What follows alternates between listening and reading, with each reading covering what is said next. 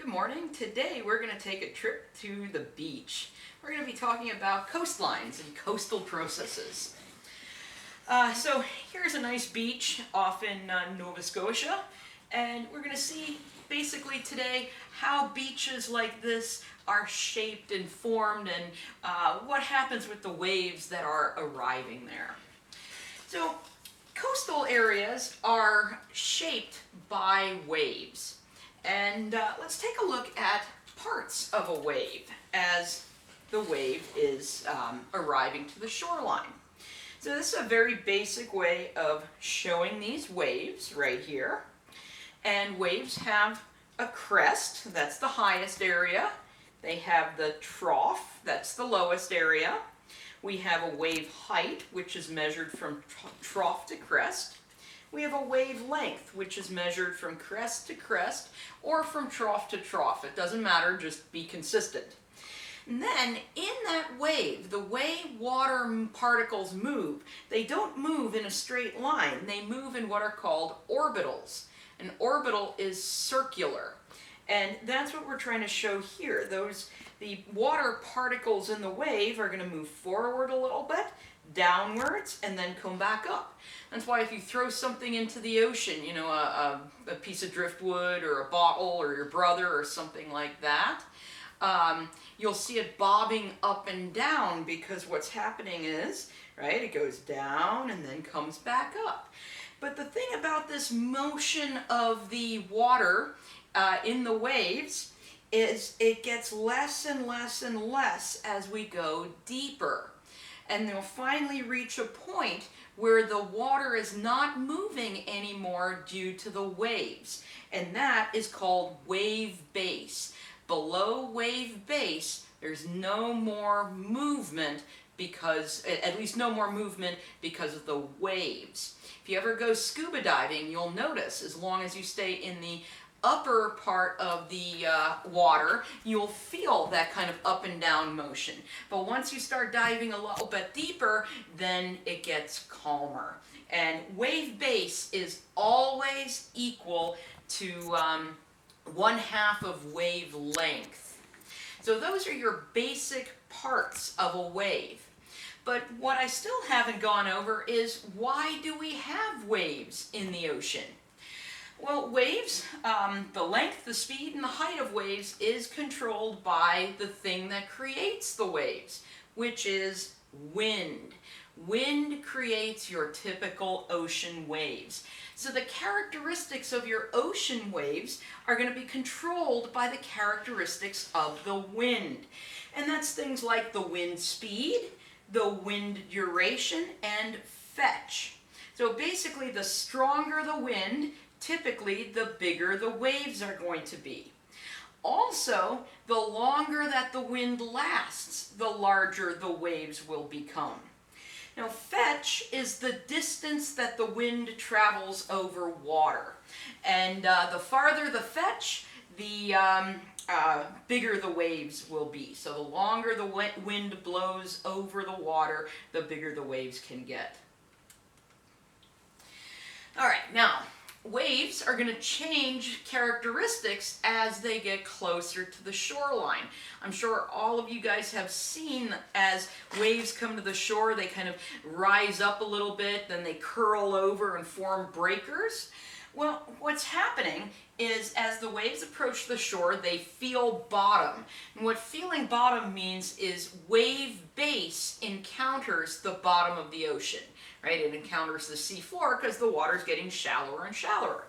So these waves feel bottom, and this is going to slow down the wave because of friction. And as that wave slows down, the height of the wave increases. It's going to increase enough that you get a nice little breaker, and then it'll wash onto the shore. And that's what we're seeing here. In this diagram, we're basically showing that orbital motion of the water waves, right? Getting smaller and smaller until we reach wave base. And then eventually the sea level gets shallow enough that wave base intersects the bottom. That slows the waves down, The waves are going to rise upwards, and that's when we get into our breakers and our surf zone there. Now, depending on the shape of the coastline, the waves can be bent, which we call wave refraction.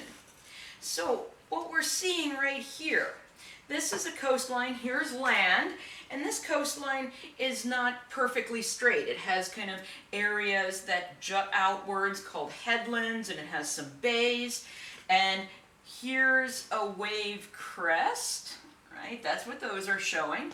So the waves are moving towards the shore, but as the wave comes over here, it's already in shallower water than it is here.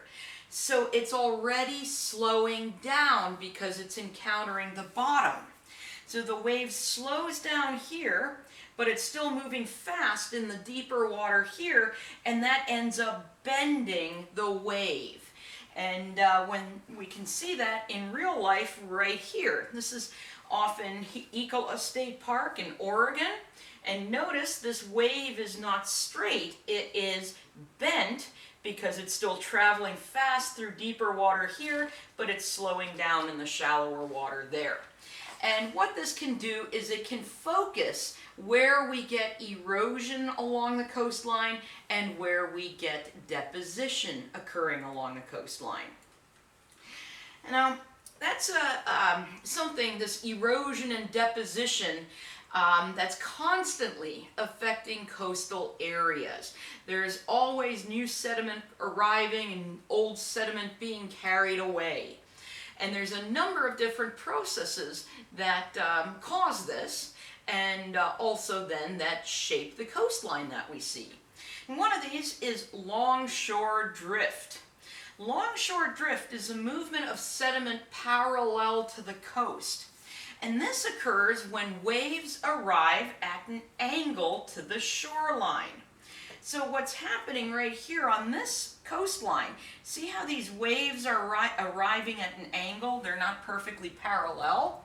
What that means is they're going to push the sediment up this way each time one of those waves arrives. But then when it goes back into the lake, this is at Lake Superior, it goes back in perpendicular. So over time it's pushing sediment this way, then kind of going back in, then pushing sediment this way, then going back in. So it's slowly going to push all the sediment down the coastline in one direction. Now another current that occurs near a coastline is called a rip current. A rip current is a narrow, fast current that flows right from the beach into deeper water. And this forms where water kind of builds up along the coastline. So what can happen is a wave comes in and then it's starting to go back into the ocean, but then the next wave arrives, so it pushes that initial water and the water of the next wave up the shore.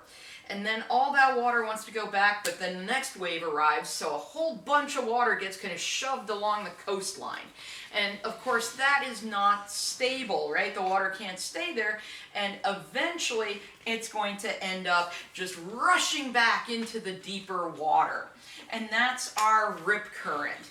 And what one of these can look like is this. Notice this wave crest right there is interrupted here, right? It doesn't continue. It's kind of cut in half there. And that's because there's a rip current right there going in the opposite direction, going into the deeper water. These are really bad for swimmers. Swimmers can get stuck in these and eventually get drowned in these. But they're actually pretty easy to escape. The thing is, you don't fight the rip current, you just go parallel to the shoreline because they are very narrow. If you take a few strokes in one or the other direction, you should be out of it quite quickly. These can also erode coastlines by taking sediment from the shoreline and carrying it off into the deeper water. Now, as I said at the beginning of lecture, waves arriving at the shoreline shape the coastlines we see today. And they shape the coastlines by eroding some areas, carving different kinds of landforms, but they also deposit sediment in some areas and create landforms. Well, we're going to begin with the erosional landforms. Well, and one of the landforms you might see created by wave erosion are wave-cut cliffs. And these are formed by erosion and mass wasting at a steep shoreline. So basically what this diagram is trying to tell you is this cliff used to be all the way out here, but waves would constantly hit the base of the cliff and carve out this kind of notch right there. And that means there's no support for the rocks above it anymore, and those would then basically fall, right? Rock fall because of gravity, and then more waves would break up those rocks and basically turn it into sand. And over time, this cliff is going to slowly retreat backwards because of that erosion and mass wasting. That's what we're seeing right here, again, in Nova Scotia, right? We have these nice cliffs right here. These rocks would have been somewhere up here earlier, but now we don't have a lot of erosion going on this day because it's a nice calm day, but imagine when we have storm events, these waves are carving away, striking the base of this cliff, and will carve out areas, and then gravity can take over and pull those rocks downwards like what we've seen right there. Now, because that cliff is slowly retreating backwards, you're going to get this area, this flat surface in front of the cliff that was shaped by the waves washing back and forth across it. And this is called a wave-cut platform. And we can see one right back there. This is at low tide, so it's above water. At high tide it would be covered, but these cliffs would have been all the way out to there, but they've been carved backwards. We see the same thing in Dunbar in Scotland. Again, this is low tide, so we can see this. At high tide, all of this is underwater, and these cliffs would have been all the way out there, but there's our wave-cut platform. Another erosional landform created by waves are called marine terraces. And a marine terrace is a wave-cut platform above the current sea level. So for instance, our current sea level might be here, but we'll see these flat terraces, these flat areas, kind of this stair-step pattern above that. And what that's telling us is sea level used to be up here, and then it dropped and it was here, and then it dropped and it was here, and you know, that's what we have going on there. So this either tells us that sea level is dropping at that area or the land is rising at that area. And what this looks like in real life, notice these, right? There's a flat area there, there's a flat area there, and sea level's now down here. That's our marine terraces, which tells us sea level used to be all the way up there. Now, the Great Lakes, Michigan, Huron, Superior, Erie, and Ontario, they're big, and they pretty much act just like oceans do, other than they don't really have major tides. And so we can see some of these landforms in the Great Lakes as well. This is Mackinac Island in Michigan. Notice we have a flat area here and one here, and there's the lake level today. Well, this is because the level of water in the Great Lakes has also varied over time. And these are basically kind of lake terraces created by those variations in lake level. A very pretty erosional landform that's created by wave action is called a sea arch. And sea arches, well, basically imagine here's our area of land jutting out into the ocean, and we have basically water right here, right? And there's our arch. Well, this occurs where erosion is focused on a headland. A headland is this area of land that juts out into the ocean. Remember, I was telling you wave refraction can focus erosion in certain areas of of the coastline. And that's what we're seeing right here. These arrows are showing you as wave refraction occurs, the energy gets focused here on the headland. So you're going to have the maximum amount of erosion right there. So imagine these waves are kind of eroding on either side of the headland. Eventually they're going to break through and they're going to create one of these sea arches. And this is a, well, I guess we would call this a lake arch because this is in Lake Superior. But there you get a nice view of that. Same thing happens in the oceans where all the erosion was focused right here. So we carved away that rock and have that nice arch. However, this is not going to last forever because think about it, there's nothing really supporting this rock up here. So gravity eventually is going to pull that downwards. And then we are no longer going to have a sea arch, but we will have a sea stack. This is an isolated pillar of rock that's offshore. That's like this right here. So initially there might have been a sea arch connecting these, right? But that collapsed and now this is on its own just offshore. And this is really just the remnant of an eroded headland. And we can see that right here. This is the Stacks of Duncansby. This is off the northeast coast of Scotland. And we have these cliffs back here, but notice we have these sea stacks out there. Well, these cliffs used to extend all the way out here, but they've been eroded back, and this is what remains. This is another nice sea stack. This is on the Orkney Islands on Hoy, and this is called the Old Man of Hoy. And again, the cliffs used to extend all the way out here, but have been eroded there. But in nature, there's balance, right? And if we're going to have erosion happening somewhere, that means we have to have deposition happening somewhere else.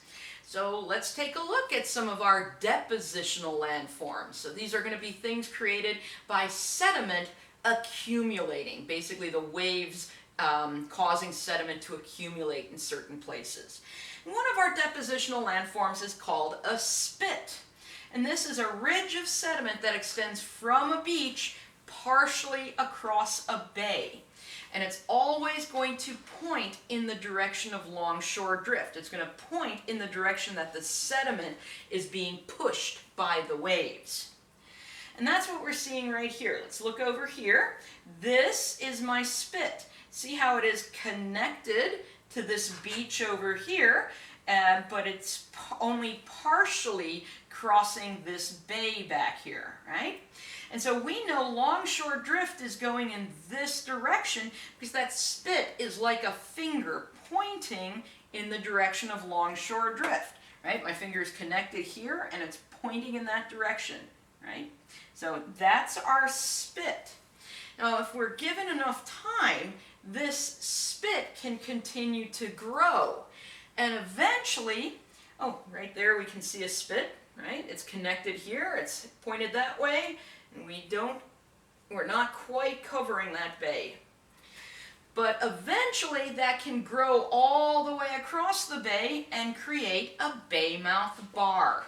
And this is a ridge of sand or sediment that completely crosses a bay, just like this. So we have our bay here, this is the Atlantic Ocean out there, and then notice this whole thing, it goes all the way across. So it's basically separated the bay from the open water of the ocean. Another depositional landform that we can have is called a tombolo. To me that sounds like it should be a Latin dance, you know, like come with me and we shall dance the tombolo. But it's not. Tombolo is a ridge of sediment that connects an island to the shoreline. And these form because there's lower wave energy behind the island. Basically what happens is waves hit this island and they use up their energy hitting the island. the island acts kind of like a shield. And so behind the island we have this low energy area. And anytime we have lower energy, that's where sediment is going to accumulate. And so in this low energy area, sediment accumulates and we get this tombolo, this sediment that connects the island to the shoreline. Well, it's not an island anymore, is it, right? An island's supposed to be completely surrounded by water. And that's why we give this a special name. We call it a tide island, right? It's like it's tied, it's lassoed onto the shoreline by that tombolo. And this is like a mini tombolo. We just have this rock here, and waves hit that rock, and it shields the area behind it, so it's lower energy, and we have this kind of mini tombolo right there. But here's a normal sized tombolo. We have our island here, there's our sediment connecting it to the shoreline.